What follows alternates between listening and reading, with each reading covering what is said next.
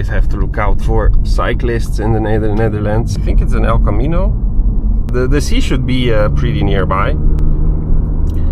Hi guys, welcome back to Cars and Car Stuff. My name is Rez and today we'll be talking about the Volkswagen Phaeton. In my opinion, one of the most controversial cars of the last 20 to 25 years.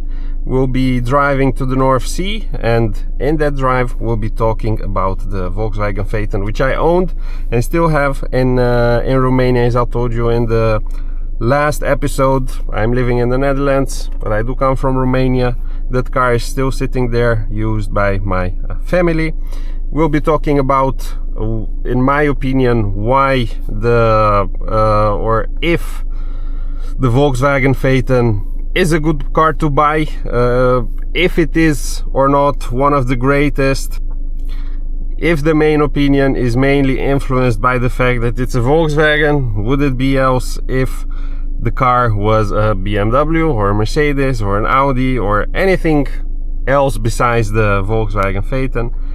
And we'll be talking also about why I bought it, how it was to own, some problems that I had with it, and some random stories that I had with the car through our drive to the North Sea, where I hope that we will see some nice stuff on this rather beautiful Sunday. So let's proceed. I'll close this so my battery doesn't get empty till getting to the North Sea. Let's see. It's here. It's ready to go. Welcome back to my channel. My name is Raz, and this channel is all about cars and talking about cars, car related stuff from a POV standpoint. As I told you, today we'll be talking about the Volkswagen Phaeton. Is it or is it not one of the greatest cars, or one of the top cars that we have seen in the last 20 to 25 years? The Volkswagen Phaeton, as you may know, is an over-engineered car. It's pretty known to the public, but it does not have the best of images in the mainstream opinion. The people that have owned such a car do have a love for that model, really enthusiasts about the Volkswagen Phaeton. But if you would ask a random person on the street as to what they find about the Volkswagen Phaeton, and if you show them a picture, they'll probably just say, what's with this Passat you're telling me? So there seems to be like a stigma around the car. I have owned it in the past and still own it. I had the Volkswagen Phaeton 3.0 TDI model.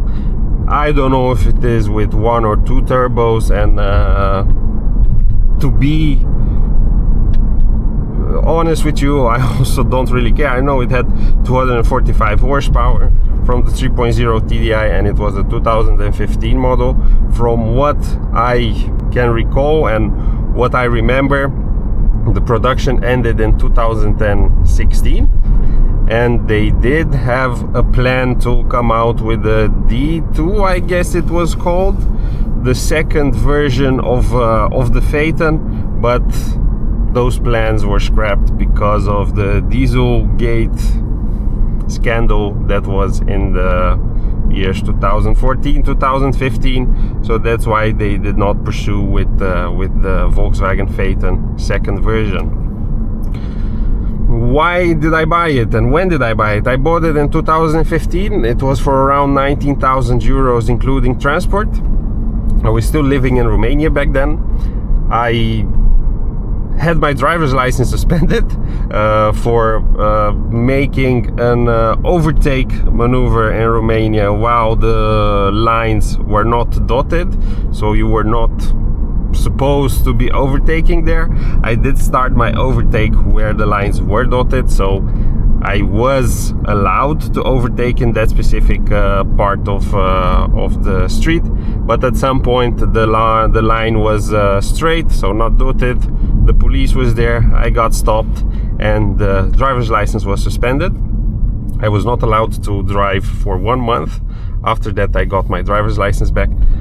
The car that I drove at the moment was that I drove back then was the Mercedes-Benz GL 320 CDI. It was a very nice car. It was from 2008. We still have it in the family at the moment, but I was looking at something else. I was looking at either an F10, either a 7 Series, but just something a bit more luxurious, a sedan which you could use for long distances and still have a bit of a driving experience with the big SUV. Yeah, it's nice to drive around the city, it's nice to go on a long drive with it. You sit very high, it is very comfortable, but you still, at some point I did miss the idea of a lower car.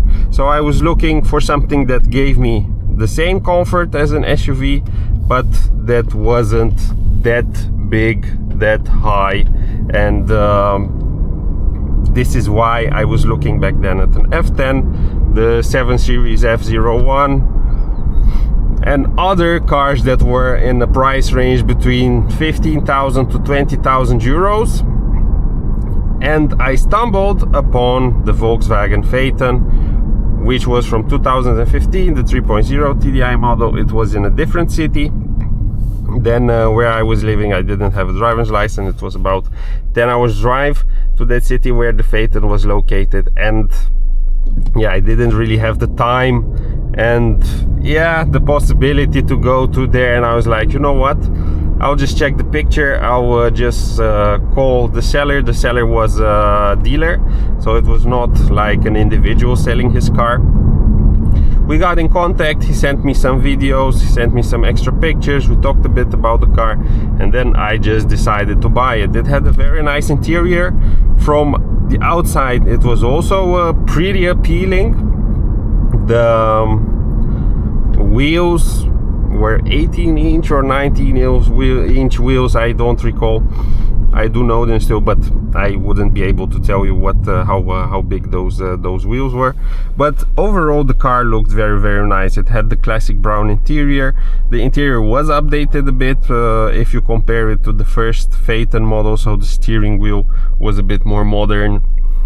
The navigation was a bit updated. If I'm not mistaken, you have the same navigation in the Bentleys, and probably also in the Golfs and the Passat, some different version of it. But it was a pretty appealing car, and for the money it had also a low mileage. It had run about 90,000 to 95,000 kilometers when I bought it. So let's also turn on the lights. So I was like, you know what, let's just buy this one. For the money back then, it seemed to me like the best deal that I could make. So yeah, I bought it. The car got delivered around 3 to 4 days later. It came on a platform, so it was a pretty nice experience to see your car coming from far away, getting delivered, getting unloaded, and yeah, just waiting and having that experience of buying. It was not a brand new car. It was from 2015. Back then, 6 years old. That's not so much for a car within that price range. So yeah, it was a pretty nice feeling. In 2021, I was 23 years old. So yeah, it was nice. And I saw the car. When you see it in person, compared to pictures and videos and so on, the car is really imposing. It's a very big car. The proportions, in my opinion, are splendid. So the front, the rear, the middle, how high it is, how wide it is. It's I think it's a very, very, very nice car. I think we drove the wrong way, so we'll have to turn back at some point. Yeah, we drove the wrong way, but that's not a problem. It is a very nice car, and I saw it, I fell immediately in love with it. I got my driver's license back a couple of days before the car was delivered, so that was also a very good timing. And yeah, we unloaded it and went for a drive. I was at work, so we went to clients and so on. Let's go here and turn around. And that was in June or July of 2021. Let's go here and we'll go somewhere, turn around.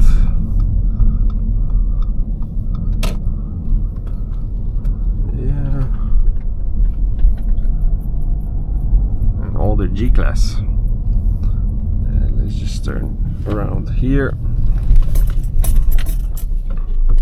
I don't often go to that part of Rotterdam and of the Netherlands, so I'm not acquainted with the drive towards that place, but we'll get there in one piece. That's not a big deal. Cabriolet Mustang. I think Mustangs are nice cars for the money you can buy in the Netherlands, at least.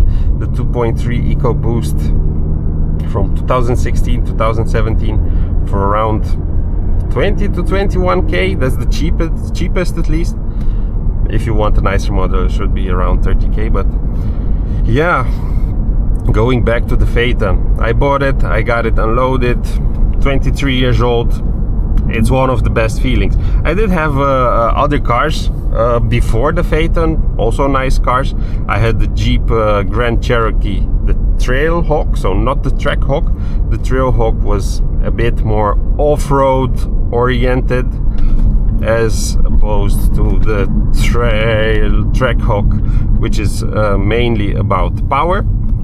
So yeah, it was not the first nice car that I had throughout my experience, but it was a nice feeling. And yeah, the first impression was that the car, because of course I also looked a lot at opinions, at reviews and other stuff in order to have an experience and an idea of what I should expect before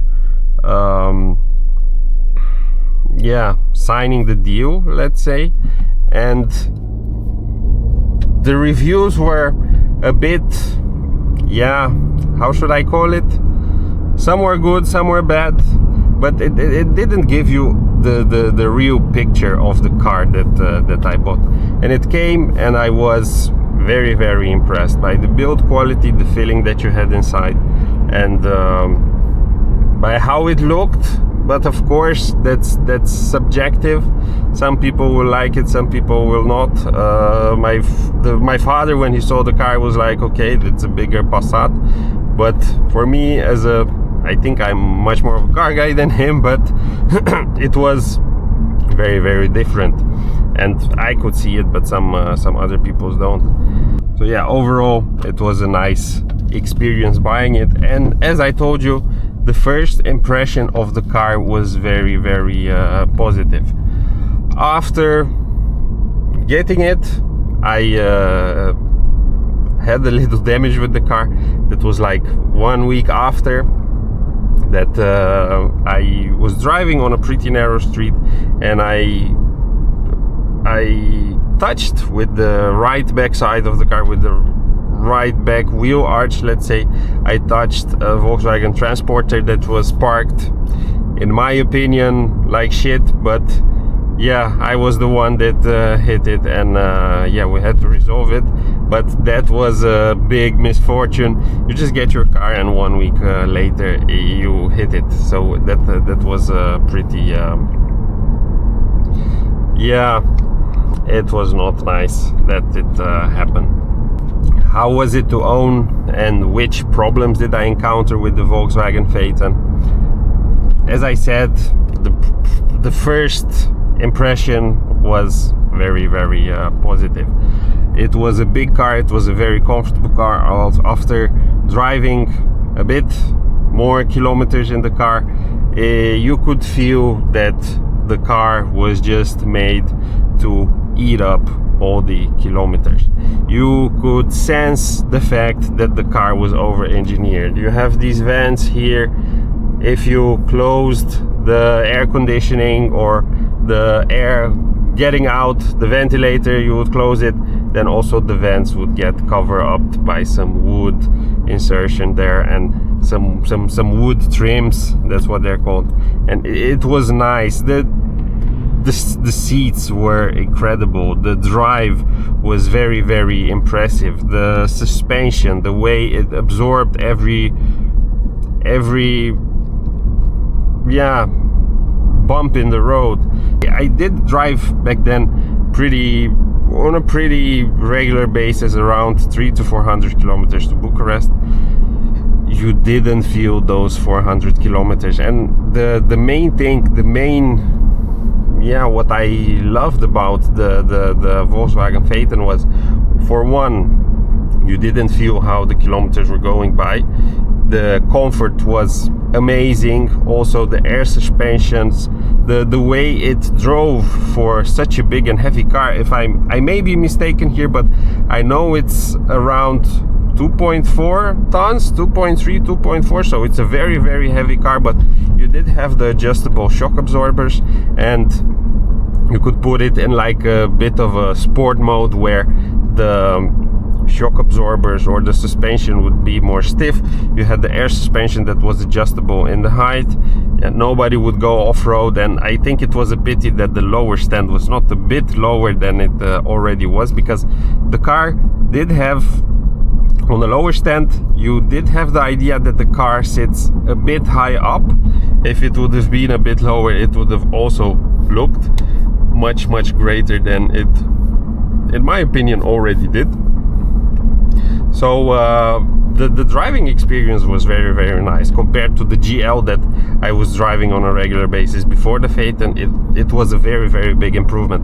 It was also newer, of course, and again, it's a pretty weird comparison, as I compared in the last episode this Audi A6 with the E34. If you are interested, check the video in the link below, or here on the screen somewhere.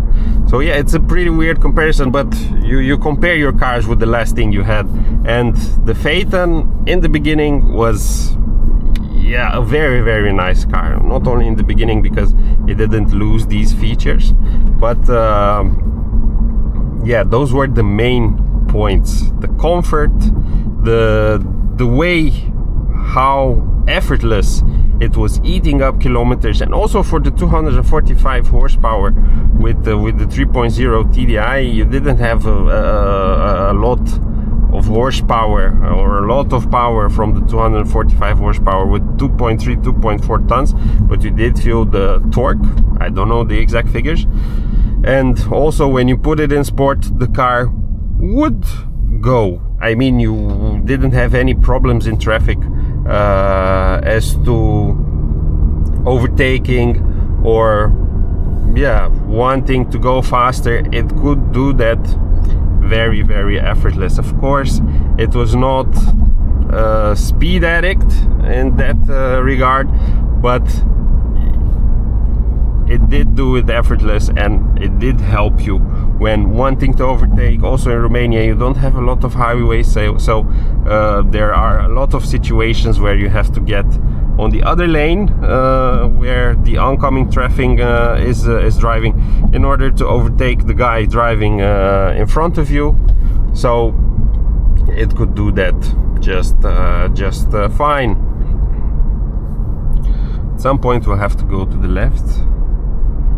This is also where we drove the last episode, but instead of turning back in the nearby some chemical plant, we'll go to the North Sea, or at least the most western part of the Rotterdam area, and we'll check what we can find there. Maybe we'll see some ships going by, or just a nice landscape, or landscape. It will be mostly water. But getting back, the Volkswagen Phaeton was very nice to own. It was a very comfortable car, but after 1 or 2 years, the problems, not 1 or 2 years, after about 1 month, the first electrical problem appeared. That was the battery that was just like that done with everything. It didn't want to do anything, the car wouldn't start, and I let it sit for around 2 weeks because I couldn't drive it due to the car not being registered. We changed the battery. That was not a problem. The car had 2 batteries and we ended up changing both. I know you have one for the accessories and one for the engine. We ended up changing both of the batteries. In hindsight, it would have been enough. I heard from other mechanics, I'm not a specialist, but it should have been enough if I had just changed the accessory battery. I wouldn't know if that is true or not, but that was the first thing. It's not that big of a deal, and you couldn't say that this was the car's fault, the fact that the battery was dead. But after 1 month, seeing that the car won't do anything, that it's stranded where you last parked it, it's not a nice feeling. But we just ended up replacing the batteries. It was pretty expensive because it were the 2 of them. If I am not mistaken, the accessories battery was the one that was more pricey. In total, I guess we ended up spending around 500 to 550 euros. So it was pretty expensive for 2 batteries, but in the end you think like, okay, I have a car that from new was around 100,000 euros. In my opinion, if I had 100,000 euros back then, I don't know if I would buy the Volkswagen Phaeton. Probably not, but luckily there are people that did it, so we can enjoy the cars for a much lower price. But taking that into account, I was like, with 500 euros you do have a luxury car. It's not like a sedan or a high-end car. In my opinion, it's just a luxury car, like the S-Class, the 7 Series, and yeah, the XJ, the Lexus LS, and so on. And Teslas, you see a lot of Teslas in the Netherlands. They are like the people's car, like you see Dacias in Romania, Ladas in Russia. Here it's Tesla. Everybody drives electric. Getting back, we ended up changing the batteries. Not that big of a problem. In 1 day it was done. I also got the car registered. So I was like, okay, it was a bit of a rough start, but at least we had everything in the beginning. Now we can go enjoy and rely on the car for as long as we'll own it. I bought the car in July. In August, the problem with the battery occurred. Around the end of September or beginning of October, something like this, I was at the client on a Saturday. I parked the car outside of the apartment complex where he was living. I do my thing there, measuring the furniture. I was in the furniture business, doing everything that I have to do. It took around 1.5 hours, maybe 2. I go back to the car, try to start it. Of course, I unlock it, get in the car. I put the key in. I didn't really notice anything. I tried to start it, nothing happens. I was like, what the hell? We have again a problem with the battery. Probably there's somewhere some electricity leaking somewhere, and the battery is dead. I do it again, nothing. What was a bit weird for me, and that is something that I noticed around 5 minutes later, when I put the key in the contact slot, you didn't hear the steering wheel unlocking. Also with this Audi, I won't do it right now because we're driving, so getting the key out will be a pretty fucked up thing to do. But once you get the key in or you get it out, you do sense, or you do hear and also see some movement that the steering wheel is unlocking. that did not happen back then. So I was like, okay, that's weird, but I didn't know what this would mean. I tried to disengage the battery, put it back in. Sometimes it has worked, working out several stuff in other cars that I owned. Nothing. I start calling people. Hey, I have this Phaeton. Some mechanics that I know, I have this Phaeton, it doesn't do anything. Everybody was saying, yeah, it's just the battery. It's not the battery. Okay, after 1 or 2 hours, I sensed we're getting nowhere. Let's call a towing company to get it away, get it to a mechanic or a dealership, and do something about it. Just a second so I can see. No, we're not going to Rosenberg, we're going straight away. So yeah, I start calling the towing companies. First thing they ask, what car do you drive? In the beginning, in Romania at least, I was like, okay, they want to know which car you drive. They want to know which car you drive in order for them to know how much money to ask for towing away your car. That was not the case with the Phaeton. They wanted to know it because it was apparently the only car, this is what I heard, again, I am not a specialist, but it was one of the fewer cars where you had no possibility to put the gearbox into neutral. If it's in park or parking, then that's where it gets stuck. In order to get it out, you have to put the contact on or at least unlock the steering wheel, which was not possible because that's the problem that I had at the moment, and that's why I was not able to do anything with the car. So yeah, we ended up calling like a very big towing company that had like some kind of lift, some kind of, yeah, they put something beneath the wheels. I'll also show you a picture, and they lift the whole car up instead of towing it on the platform. That was the only way we could take away the car. We ended up sending it to the dealership.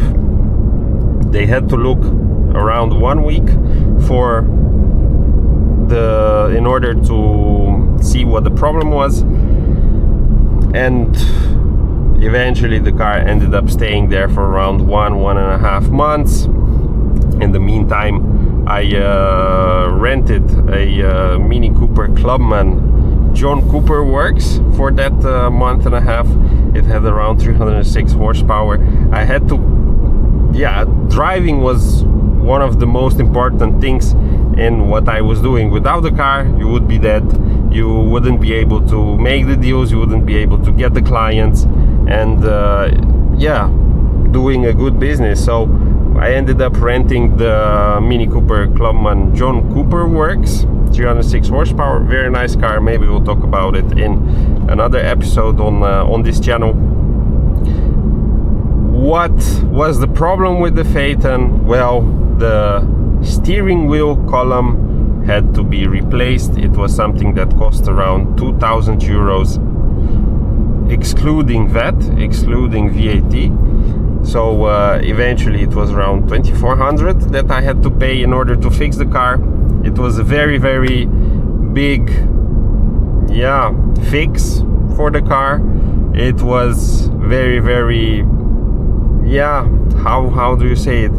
Your moral doesn't go up. You get like a bit depressed when you know that you bought the car and 10% of what you paid for it you have to put back in fixing. It's, again, with the batteries, I was like, okay, it's a luxury car, things are more expensive as opposed to a normal car, or yeah, like this Audi A6. If something breaks, probably it's also a bit expensive, but it's not like a Volkswagen Golf. So this was something that, yeah, I took into account before buying the car, but when I had to pay 2,400 euros in order to fix a steering wheel column, I was like, yeah, what the fuck, why did I buy a Phaeton? Because I drove only around, yeah, what could it be, 5,000, 6,000 kilometers in those 3 months, maybe less.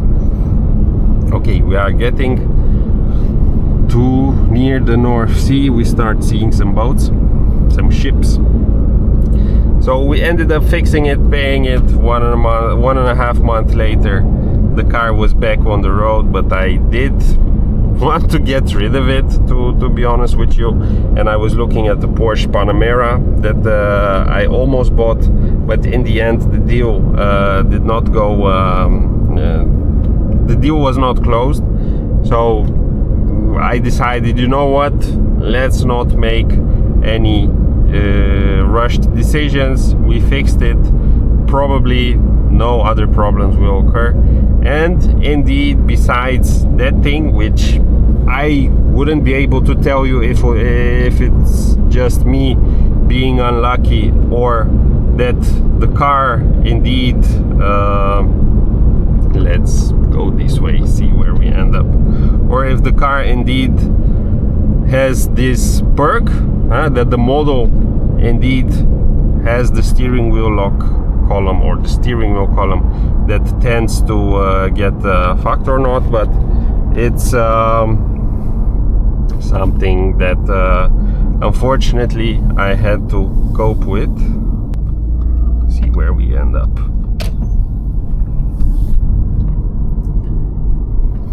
Maybe it was me that was unlucky, maybe it's something that every Phaeton owner has experienced, but besides that problem, the car eventually turned out to be a very, very nice, reliable car.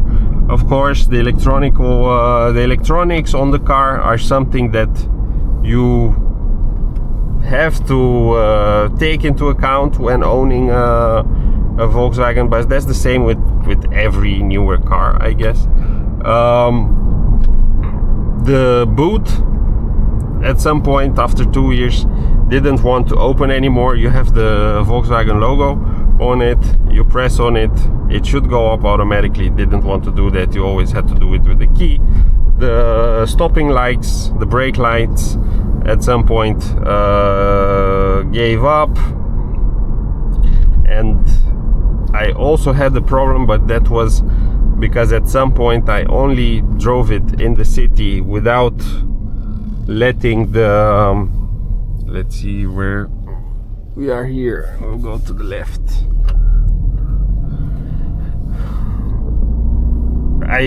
Because at some point I was doing more city driving than outside of the city. The particle filter got stuck, and we had to regenerate. We ended up regenerating the particle filter, where they do it by software somewhere or another, and instead of changing the particle filter.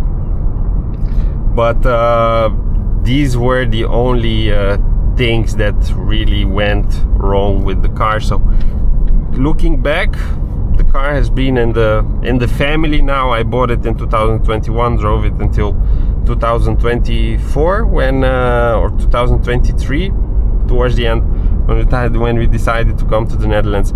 And the car has been driven since on a daily basis by my family. Didn't sell it, and no real problems occurred. Of course, it is important that you do your maintenance, that you change the oil, and yeah, the standard maintenance stuff. But yeah, besides that, nothing really major occurred besides the first 2 to 3 months, where in the first 3 months to invest 3,000 euros in the car, which cost less than 20k. It's a pity, but in the end, yeah, you do it. Once you bought it, it's hard to take it back. So I'm curious as to where we are now. We see Havens, a lot of zone with no parking.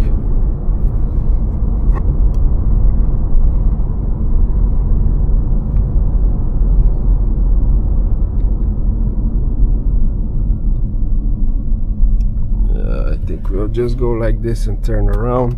The sea should be pretty nearby. Yeah, so getting back, we exited the highway a bit too early on. That's why we ended up stranded on some kind of island just before the North Sea. It's pretty warm with this thing on the head.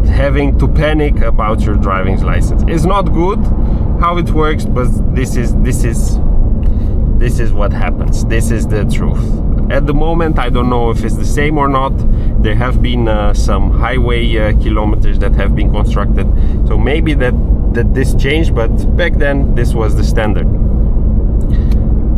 You ask these questions, but also the other people ask to you, hey colleague, you come from Rotterdam, anything that I have to take into account? And because everybody has these stations, you tend to ask someone specifically in order to get a response. So it's the colleague with the black Mercedes, the colleague with the white lorry, and so on. I was always getting asked like, hey, the guy with the black Passat, anything anything to take into account towards Bucharest. So yeah, this is just showing that not everybody, the car doesn't really show well what it's about. You have to know it, and that's something that I guess has contributed to the controversy around the car, because it's at the end of the day it's a Volkswagen. Okay, you have in the first models some stuff that are shared between the Phaeton and the Bentley Continental Flying Spur, all right, and also the Continental GT and the GT Speed. Probably the interior looks very much the same. I guess also something with the suspension, if I'm not mistaken. A lot of containers, they're probably coming from ships. So yeah, as what they build, what Volkswagen built, is beyond any level. The car is amazing as to how it drives, the comfort, how safe you feel in the car. You can drive 160, 170 kph with that car, and you will never feel in any danger. So these things show that the car is built well, but in the end the public didn't really accept it, which is a pity, because I think the car deserves much more credit than it has received. Is it bad or not? Yeah, if I look at my own experience, it wasn't bad at all looking back. Everybody looking at the headrest. Let's go here. The experience wasn't bad at all. I mean, all right, you did have some a bit of a rough beginning of the relationship, but in the end it turned out well, and 5 years later the car, you can still rely on it. I cannot say anything about the older models. I'll just call back. I cannot say anything about the older models. I have no experience. I have not driven them, so I don't know what an older Phaeton feels like, but this one was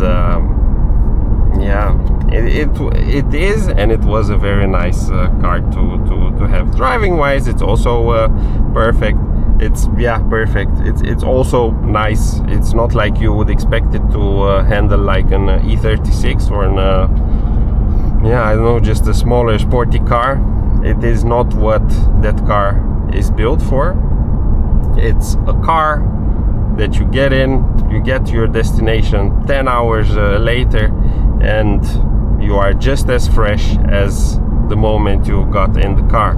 And yeah, this is what the car is built for. I also saw reports, or what the testing criteria was for the Phaeton.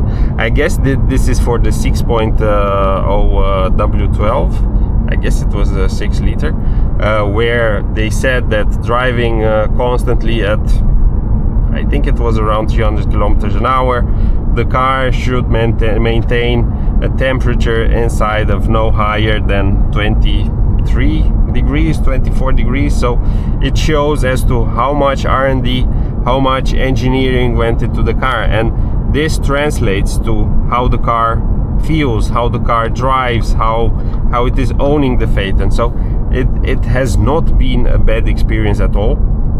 Of course, I was unlucky with the steering wheel column, but at the same time, you buy a used one where this already happened, and you don't have to concern about to have any concerns about that.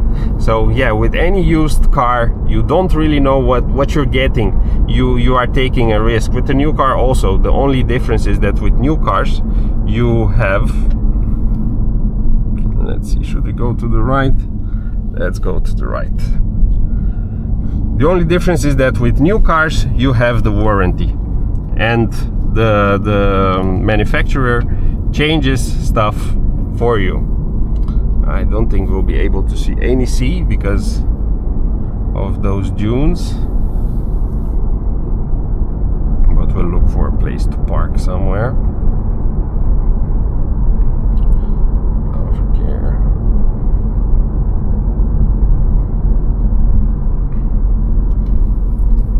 So yeah, in the end, if you're considering buying such a car, I would recommend to check out as much as possible regarding the Phaeton, and also it would be preferable to, that's a big ship, I don't know if you can see it. Oh, but we didn't go the good way, this way. Let's see where we end up.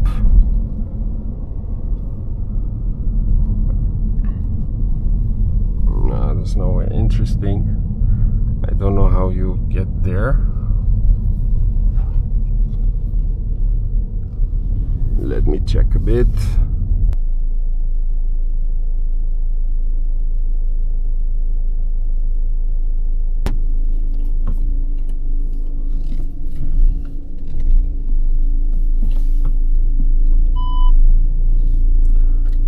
We ended up turning around again. Yeah, getting back to my my initial idea, if you are planning to buy a Volkswagen Phaeton, I think it's a good idea. I think it's a very nice car to own. It's not bad in any regard. It's just that you have to do your due diligence. You have to at least know what you're getting into. So with the electronic parts, with the engine, there's not a lot that can go wrong besides the turbo. If it starts burning oil, it starts burning oil. But besides that, it's mechanical wise, it's all right. Of course, you do have the we'll go this way. Yeah, of course you do have the air suspensions. After some point they tend to give up. This experience I had with the GL. With the Volkswagen Phaeton I didn't have it, but with the Jeep Grand Cherokee, which was a car from 2019, it also had air suspension. Yeah, that didn't go as well as I hoped. I should have gone here to the right, but we have somewhere to turn around in front of us. So this is something that with the air suspension, that's something that you have to take into account for any car that has this feature. But the main thing is with the electronics, the navigation, all the sensors that it's having, the boot lid, which had a problem, the steering wheel column. These are things that you have to take into account. And finding parts for a Phaeton, for me, it was not that easy, and we ended up getting them at the dealership, and you are paying the premium price for that. So this, yeah, it's up to you. In my opinion, it's a very nice car to own. For me, it wasn't a bad investment, because at the moment you can rely on the car, and right now it's a 10 to 11 year old car, so of course things will begin at some point to give up and require some attention from me or whoever is driving at the particular moment. But in the end, I cannot say I do not recommend it. It's a very, very nice car that I had. So if you consider buying one, at least go check one, go for a test drive, see if you enjoy it, because I really did enjoy it. It was not the fastest, but it was quite quick. It was very, very comfortable. It was easy to drive, but at the same moment it was not like driving on the PlayStation. If you put the suspension on a stiffer mode, then you did experience some more from the road and so on. But if you are driving a lot of kilometers back to back, then it's a very, very nice car to have. If you want to be flashy with the car, if you want people to look at you like, oh, that guy is driving a very nice Phaeton, it will be maybe a couple of people a month that will do that, because it's only the purists, the car guys that may appreciate the Phaeton. Always have to look out for cyclists in the Netherlands.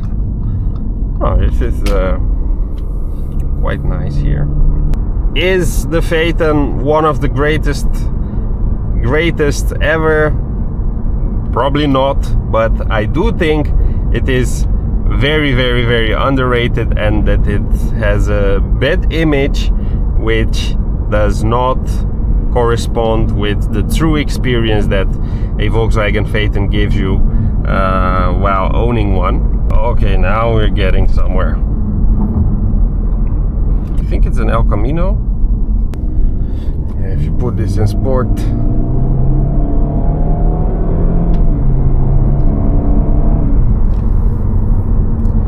it's not the slowest, but also not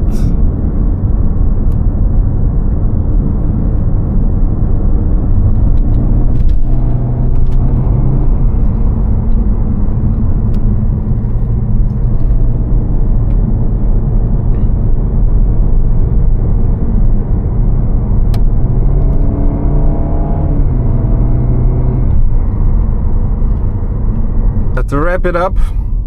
Is the Volkswagen Phaeton one of the greatest ever? I think that's not really the case, but I do think that the car is heavily underrated, which is a pity, because it's a very nice car to own, to drive. It's not that bad as it is depicted in other reviews, or the image that people have of this car.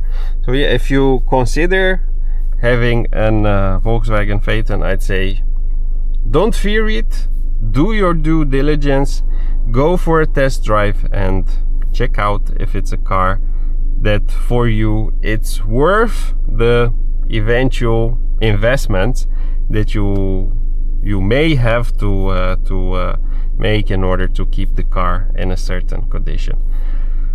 Thank you for tuning in, and check you next week.